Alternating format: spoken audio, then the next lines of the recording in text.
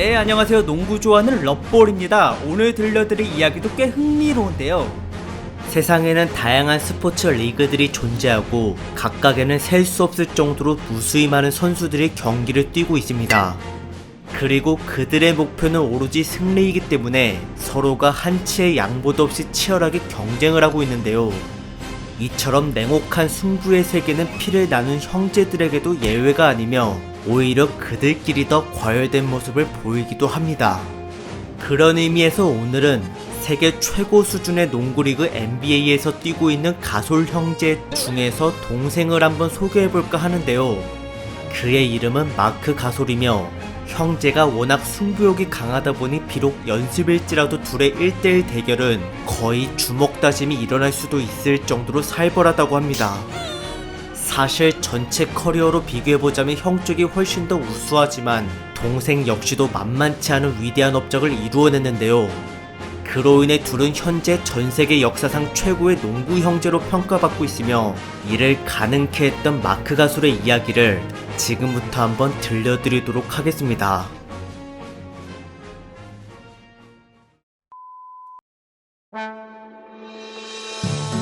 (1985년) 스페인 바르셀로나에서 태어난 마크는 자신보다 5살 연상인 친형 파우 가솔이 있었고 이들은 어릴 적부터 우애가 매우 깊었습니다.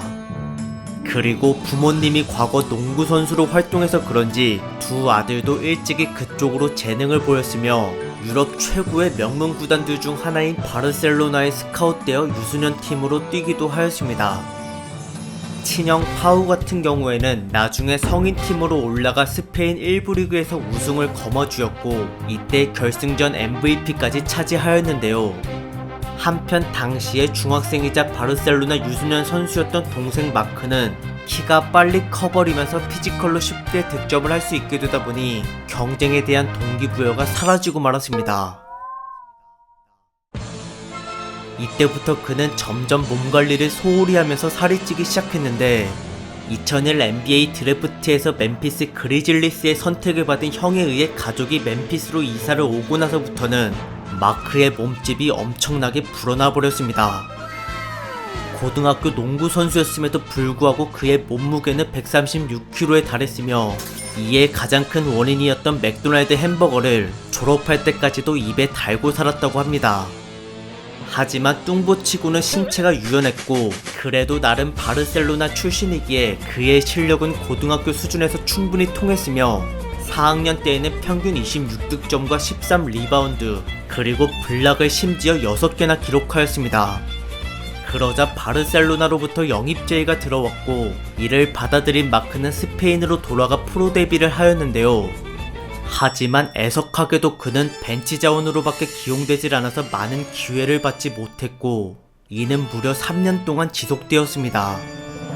그러나 2006년 농구 월드컵을 기준으로 커리어가 변하기 시작하였으니 기존 멤버의 부상으로 운 좋게 스페인 대표팀에 뽑혀 금메달의 영광을 가지게 된 그는 이때 당시에 감독에게 들었던 살 빼라는 조언과 대회에서 얻은 경험을 토대로 성숙한 프로 정신을 가지게 되었습니다.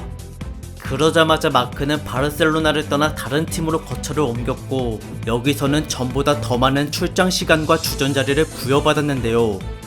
그리고 기회가 주어진 만큼 더 열심히 분발했기에 그의 평균 득점은 1년 전과 비교했을 때 거의 3.5배가 증가하였으며 시즌이 끝난 뒤 참가한 2007 NBA 드래프트 또한 60명 중 48번째로 뽑히는 겹경사를 누리게 되었습니다. 하지만 평소 멤피스 그리즐리스를 좋아했던 터라 마크는 자신을 지명한 LA 레이커스와의 계약을 보류하였고 07-08 시즌에도 스페인에서 경기를 뛰었습니다. 그런데 때마침 시즌 도중에 형과의 트레이드가 성사되면서 이걸로 마크는 그토록 원하던 멤피스 그리즐리스와 함께할 수 있게 되었는데요. 남은 경기들을 마저 치르고 나서 스페인 1부 리그의 MVP를 달성해낸 그는 곧바로 미국으로 건너가 멤피스와 계약을 체결하였습니다. 비록 당시에는 실력에 대한 부정적인 평가들을 비롯해 기존의 에이스였던 파우 가솔을 능가하지 못할 것이라는 말들이 많았지만 마크는 거기에 열등감을 느끼기는커녕 오히려 형을 자랑스러워했으며 그만큼 팬들의 높아진 기대치를 충족시켜주기로 마음을 먹었습니다.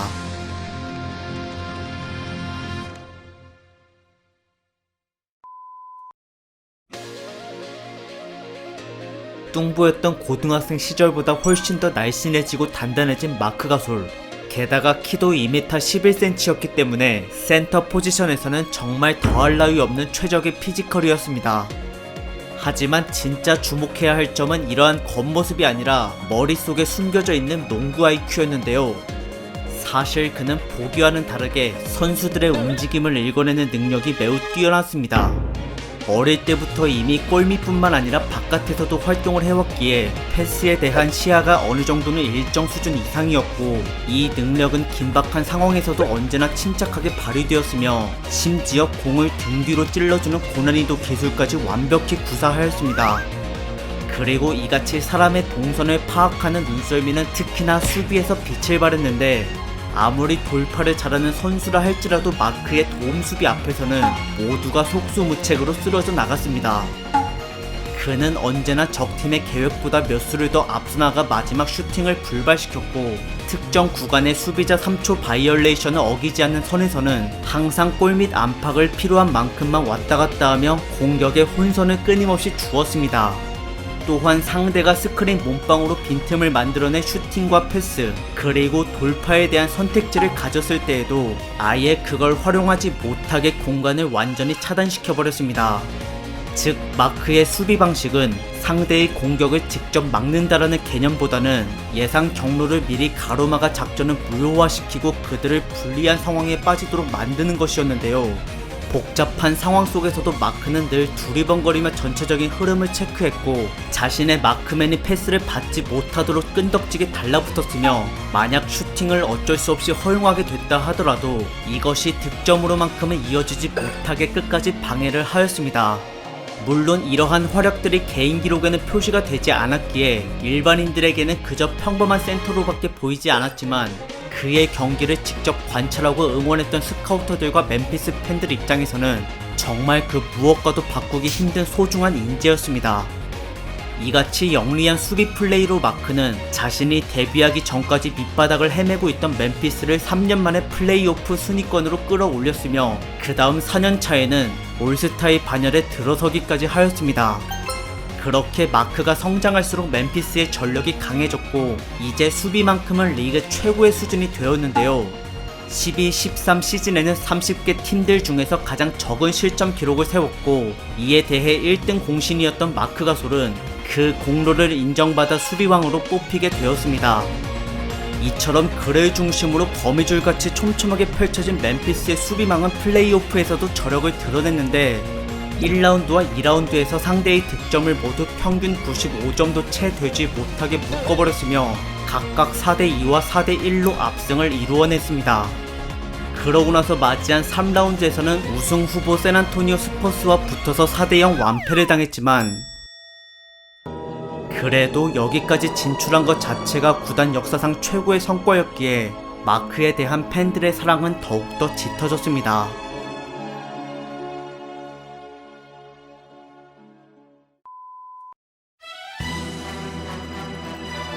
12-13 시즌이 성공적으로 끝나자 마크의 개인 기량이 탄력을 받기 시작했고, 이때부터 그는 득점에 대해서 더 적극적으로 임했습니다.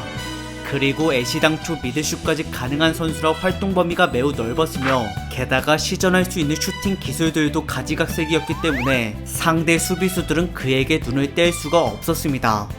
또한 그렇게 시선이 끌릴 때마다 그는 평소처럼 정교한 패스를 찔러주었고, 언제나 팀원들을 위해 스크린 몸빵을 아끼지 않았으며 거기서 파생된 빈틈을 이용해서도 득점을 쌓아 나갔습니다. 이처럼 수비가 견고한 상태에서 공격까지 빛을 발하다 보니 30살이 된 14-15 시즌에서는 리그 넘버원 센터로 자리매김하게 되었는데요. 2년 뒤에 그는 미들슛을 넘어 이젠 3점까지 자주 쏘기 시작하였고, 이러한 변화 덕분에 공격의 가짓수를 넓힐 수 있었던 그는 이를 모두 활용해서 평균 득점을 20점 가까이 기록해냈습니다. 그렇게 득점력과 패스를 통한 게임 조립 능력이 훌륭했기에 그는 존재 자체만으로 팀 전술의 핵심이 되었는데, 하지만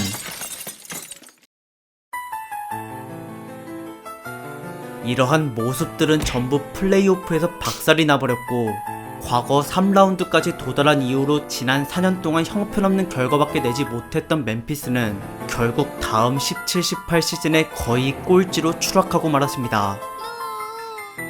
그리고 이젠 나이를 먹어서인지 마크의 스피드와 수비력도 점점 떨어지고 있었으며 다음 시즌 역시 5연패와 6연패 그리고 8연패까지 깨지는 바람에 멤피스와 마크의 커리어는 더 이상 회생 불가능한 상태가 되어버렸습니다. 이에 구단은 어쩔 수 없이 마크를 떠나보내기로 결정하였고 끝내 그는 트레이드를 통해 토론토 랩터스로 넘겨지고 말았는데요. 그렇게 10년 동안 함께해왔던 멤피스와 이별을 하게 된 마크는 이 시점부로 상상치 못했던 영광의 순간을 맞이하게 되었습니다.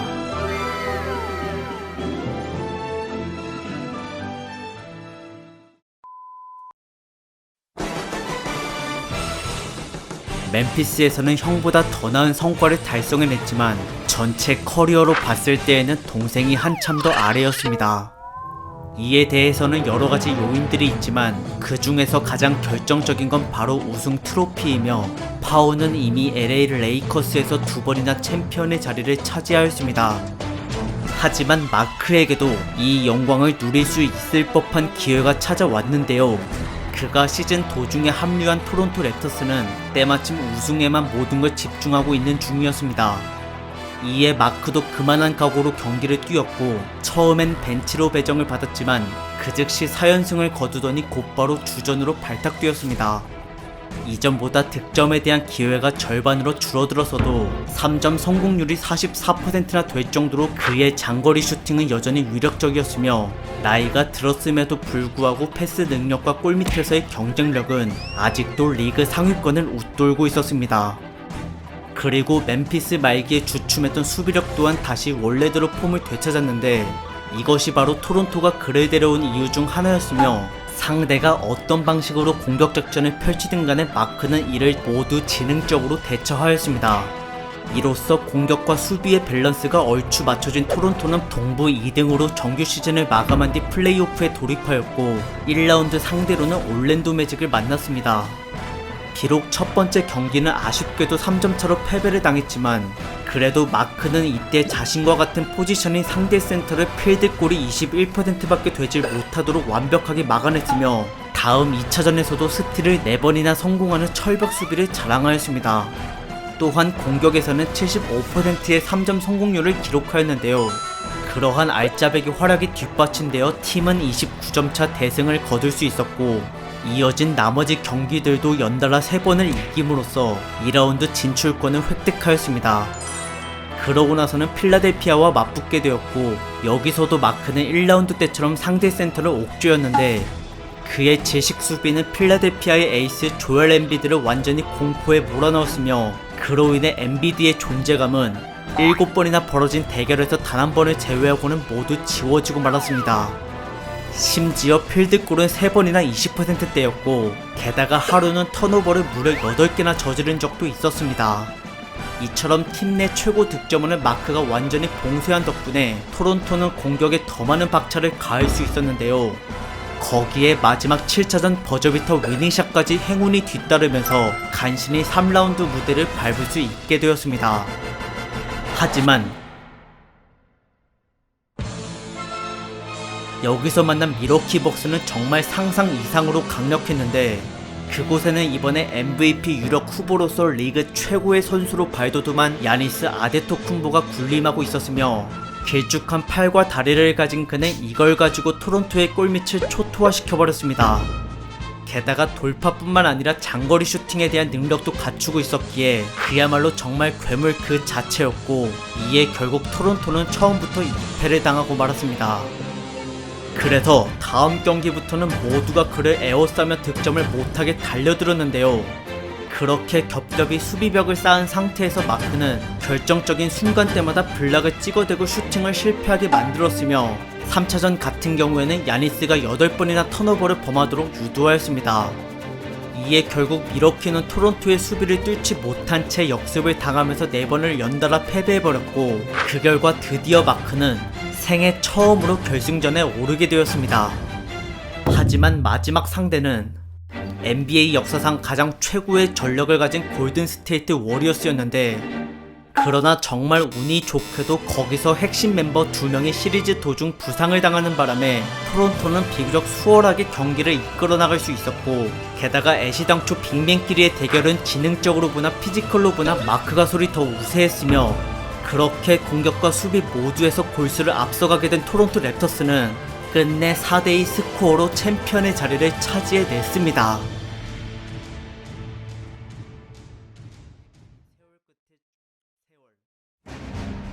11년의 긴 세월 끝에 최고의 명예를 끌어안은 마크 가솔.